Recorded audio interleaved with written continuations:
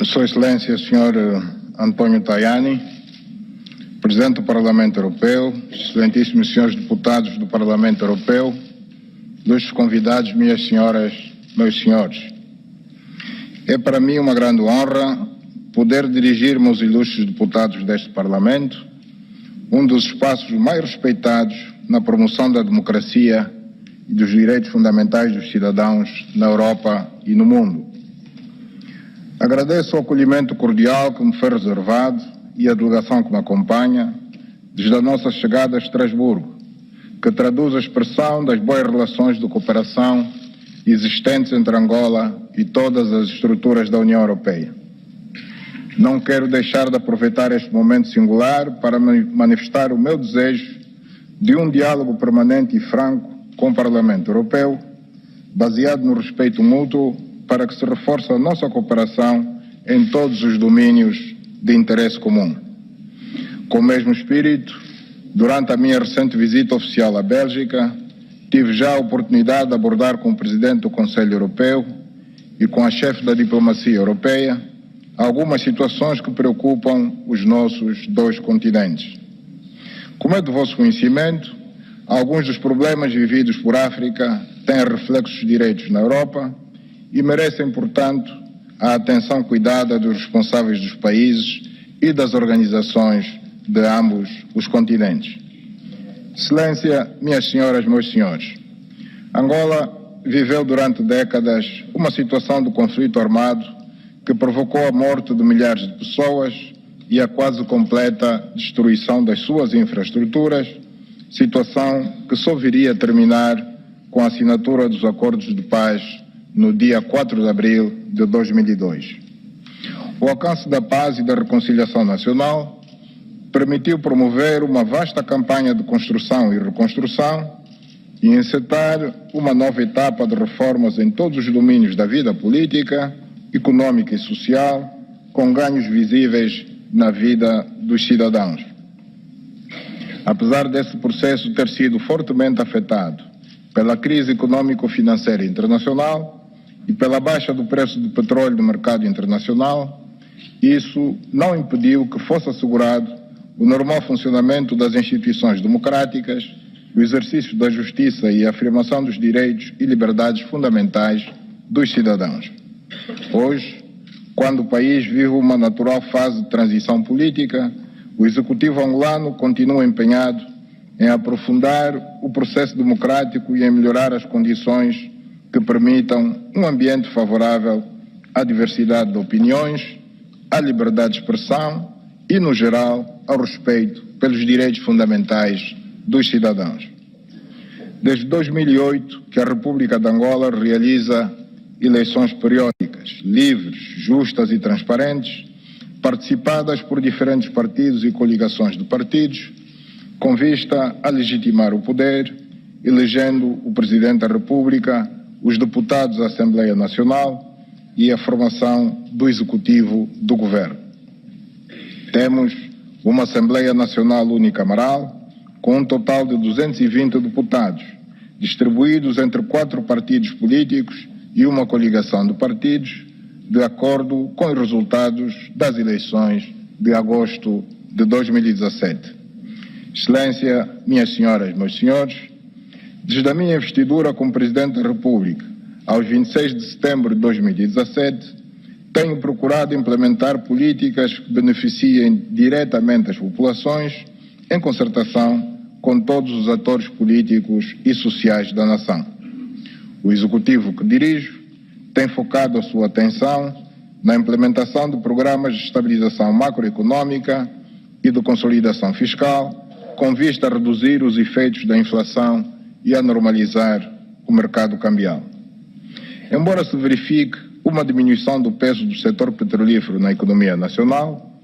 tal redução não é suficiente para superar os desequilíbrios existentes e não se reflete ainda na diversificação da economia e numa alteração estrutural das exportações e das receitas do Estado. Nos últimos anos, foi feito um grande esforço de reconstrução nacional, tendo-se investido bastantes recursos em infraestruturas e obras sociais. Mesmo assim, insuficiente para fazer face às necessidades de atendimento das empresas e das populações no que diz respeito à energia, água, escolas e hospitais, por exemplo. Contamos por isso com a União Europeia como um importante parceiro que nos pode ajudar a superar os constrangimentos que ainda encontramos para colocar a economia angolana ao serviço do desenvolvimento, do progresso e do bem-estar das suas populações. Minhas senhoras, meus senhores, no quadro da moralização da sociedade, da criação de um melhor ambiente de negócios e de maior atenção ao investimento privado estrangeiro, levamos a cabo uma verdadeira cruzada contra a corrupção e a impunidade em toda a sociedade, com destaque para os chamados crimes do colarinho branco, cujos resultados positivos asseguramos que em breve começaremos todos a sentir e a beneficiar. Paralelamente, um conjunto de outras medidas vêm sendo adotadas como a recente aprovação pelo Parlamento angolano da nova Lei da Concorrência,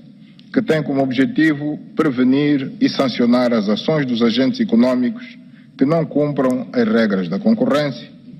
a aprovação da Lei do Investimento Privado, que se tornou mais atrativa para o investidor no geral e, em particular, para o investidor estrangeiro. Ali onde ainda foi possível, foram anulados contratos bilionários para a construção e gestão de importantes infraestruturas públicas, caso do Porto da Barra do Dande, por não se terem respeitado os mais elementares princípios da transparência e da concorrência. Foi aberto concurso público para novas licenças de telefonia móvel e a privatização em parte do capital da Angola Telecom. Estudos decorrem para a privatização em concurso transparente ou em bolsa de algumas empresas públicas de diferentes setores, incluindo o petrolífero. Foi há dias aprovado em Conselho de Ministros o novo modelo de comercialização dos diamantes, que acaba com os chamados clientes preferenciais, por outras palavras, privilegiados,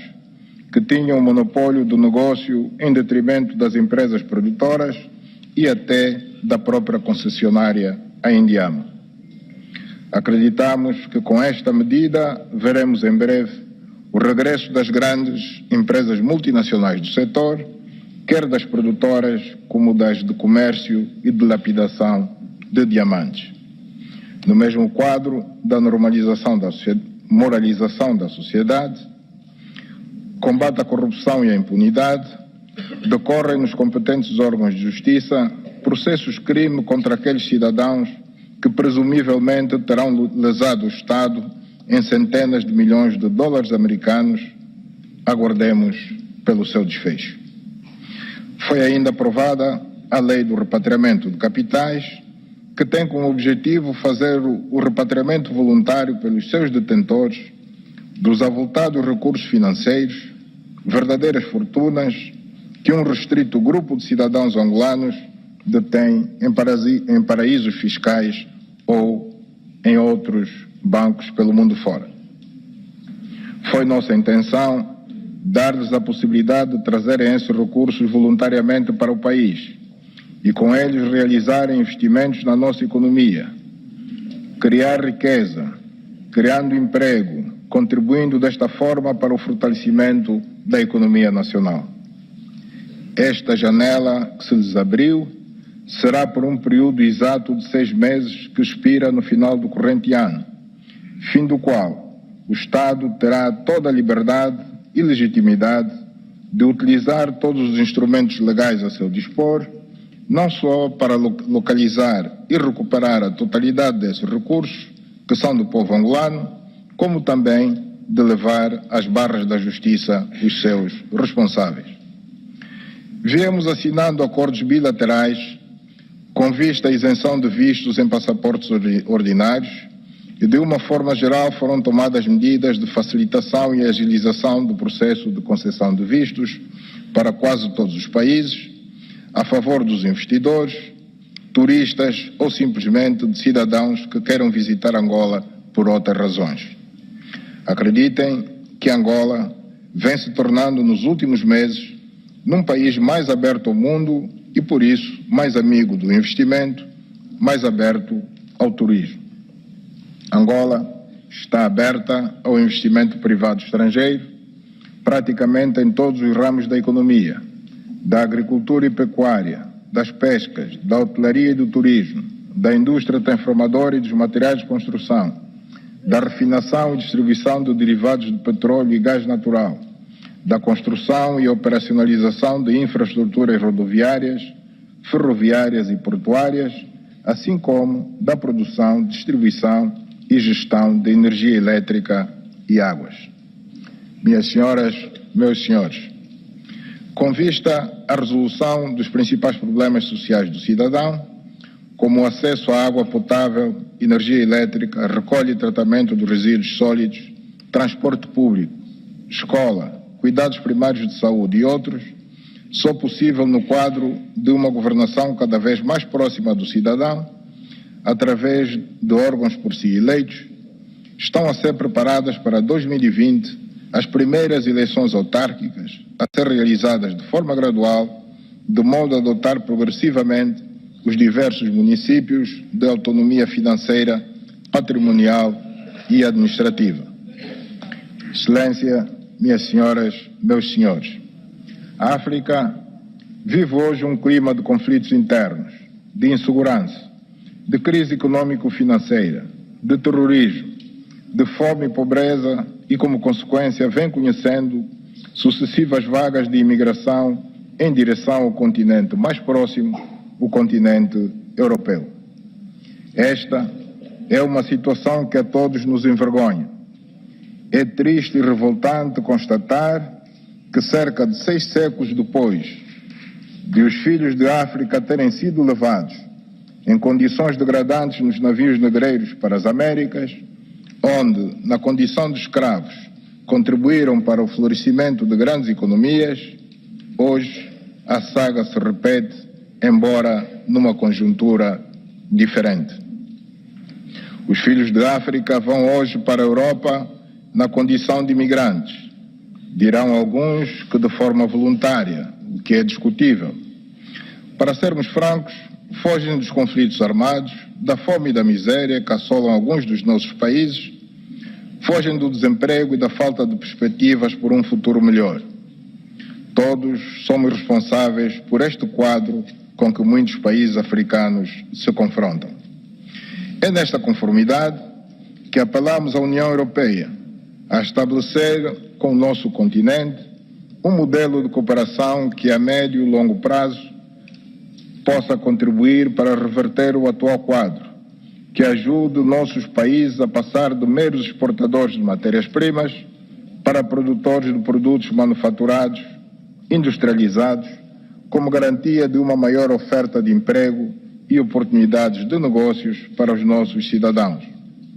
Acreditamos que isso será no interesse de todos,